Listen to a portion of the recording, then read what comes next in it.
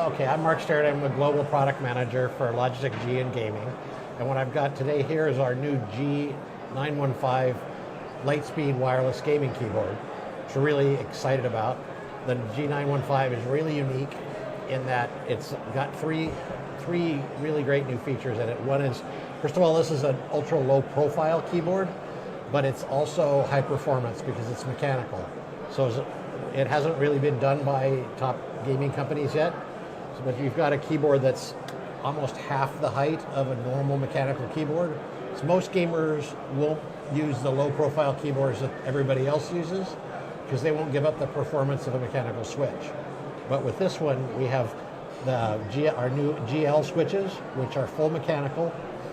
We have them in tactile, linear, and clicky models so people can choose what feel they want. But then built in this keyboard so that when you look at this thing, it is just ultra slim. It's literally 22 millimeters high at its tallest point, which is crazy short. It's also really one of the first wireless RGB mechanicals. So this is Lightspeed, so it has 1 millisecond report rate wireless, like our mice and our other products. So it's very high performance, no lag.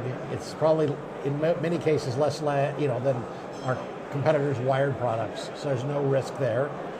And it's been optimized for battery life. So even though it's full RGB, it can run 30 hours on full brightness, every RGB fully lit for 30 hours. Wow.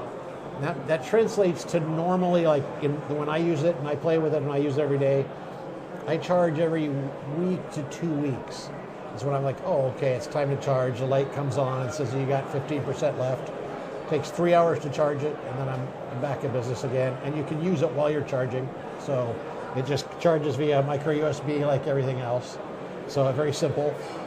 Nice. And it's a gaming keyboard, so it has 5G keys. These are programmable with macros. And we have our 3 modes, so you can set 3 different macros per key. So 15 controls you can add. And then it has our media controls on it, which are dedicated. So you have a beautiful volume roller here, and it's a waterfall edge, which means you don't hit the edge of the thing when you're using it. Very comfortable.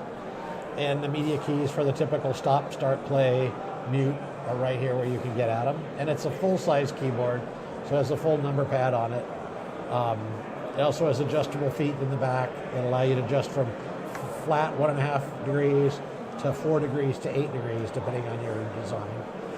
Now, it's wireless. Some people don't care about wireless. So we also made the product in a wired version. So this is the G815.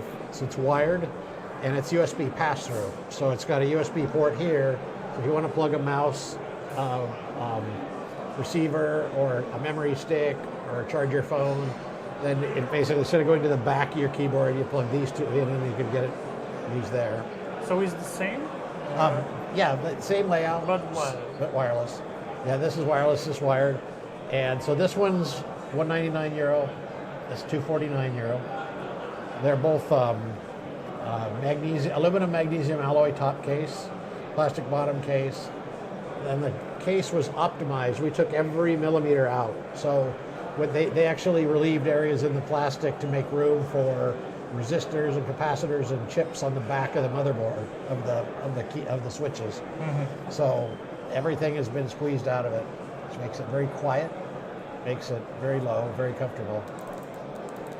So it's clicky? Yes. And this is Tactile. Yeah. Okay. Tell me please about the switches. What is it actually? I know this is Kailh, right? Yeah. Why is Kailh? Why not Cherry?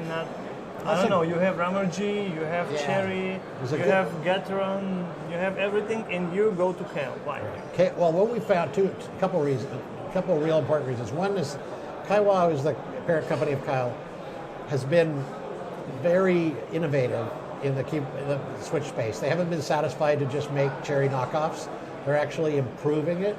So like the GX switches we use for our GX Clicky are actually have improved features to them over Cherry, for example. Now, when we went to this product, I actually saw this switch in 2014 before it had been patented at Kaiwa in Shenzhen, and I'm like, I have to make this keyboard because these Switch feels so good, and it took this long, but they really engineered it really well. So that's why the click feels really amazing. They work with us, so all of our switches are 100% tested out of the factory before they go into a keyboard. Now the third reason we picked them was we did blind tests. When I got this switch, it's like we're not just going to say, okay, we're going to use that switch. We went to Cherry, we went to another manufacturer. We built test mule keyboards that all looked identical, and we did a study with UC Berkeley, California, where we had many users come in, and they blind tested them gaming, and they blind tested them typing. And we collected data from them, and actually performance data on typing, and then their preferences. Performance-wise, they did as well, maybe a little better in some cases, than with full size, and this Kailh switches scored really well. In preference, the Kailh switches crushed the other models, and including Cherry. Now the other thing was interesting, and it's still to this day, Cherry only makes linear, and it's okay. So we also wanted to give people choice, and so right now Cherry's choice is linear, and so we went with Kailh because we can now offer the clicky, the tactile, and the linear at launch, and so it's a little better choice for people. And then there's some, we also worked on, there's little minor changes to this switch over, like, because the Kailh makes that switch, they call it their chalk switch. You'll see it for sale, and other people are using it already in certain products. But we work with them, they made some minor adjustments for us, and some actually production design changes to make it sound better, feel better, and actually be more durable than it would be otherwise. So that's why. Thank you. Now I know. It was important, well thought. It's a big decision. Because people actually not really like Kailh, so in internet. Well, it's interesting. It used to be very true, but Kailh did the box switches. People love the box switches, right? And that's that innovation. They went there. Their clicky switch, like a Cherry clicky switch, uses, it's like the two pieces of plastic and it snaps like a ballpoint pen. Makes that clicky sound. Kaiwa switches actually have a spring wire that the thing snaps by. The click sound is very crisp and the feeling is really crisp. The sound is really crisp and I love it. Yeah, because if I showed you, like, I can have a picture, you can see the switch inside. So I see that little wire on the left? That goes over and it hits a detent on the side of the plunger, and that springs past it, and that's why if you listen to it, if it's a quiet place, you just get a nice, really snappy click on up and down, and nobody else has a sound like that. They also do that in their newest version, I think, of their box switch, as that spring rather than the old clicky thing, because the two plastic things actually wear out and they stop sounding as good, where that one sounds good for a long time.